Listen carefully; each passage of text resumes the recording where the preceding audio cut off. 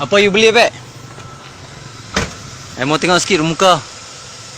Ini tipu punya orang. Apa 60 Bukan. You punya sedih cerita sama I ah. You punya bini mati dekat Seremban. You mau duit minyak sama tol. I Melayu mau kesian lagi sama you oh. Tapi ini you berhenti sama ini Speedmart ah. You berhenti Speedmart, you beli itu beer ah. Itu duit orang bagi sama you. I gigil sudah gigil I punya tangan oh. Kalau you budak, you muda lagi ya, you bukan itu warga emas ah. Memang sudah hantam sama you apa. You tak perlu you menangan-nangan apa. Pakai itu kain buruk lap kesat itu air mata. You tak perlu mah.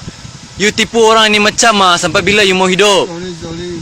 Tak apa, ini bukan cerita RM20, RM30 apa. Cerita ya, kita ni satu Malaysia tau, sama-sama tolong bantu. Tapi you buat ini macam tak syok tau.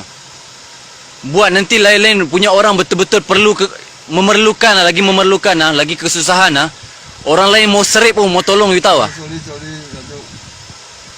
Saya bukan datuk apa, saya orang biasa. Saya pun bukan senang punya orang apa. Tapi you tipu orang ini macam tak ada syok. You fikirlah apa, berapa hari you mau hidup, you mau tipu orang ini macam. Tak lama.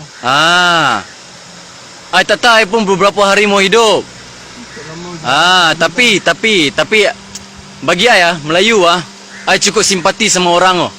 Itu I punya diri sendirilah. I simpati sama orang. Even bukan you, bukan Chinese, Melayu saja pun I simpati. Chinese, India semua I simpati. Itu I tanya itu cashier tu cakap you selalu duduk sini minum oh. I tak tahu hari-hari mana you ambil itu duit. Saya satu minggu, satu kali, dua kali mari sini ni.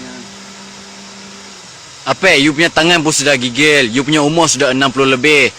You punya umur sama punya punya pak tau. Punya pak 60 lebih masih bawa taksi tau. Kerja lagi. You duduk sini buang masa minum mabuk. Saya sakit. Punya bapak lagi lutut operate tu. Lutut palsu punya pakai you tahu Ini orang bang. Dia pau sama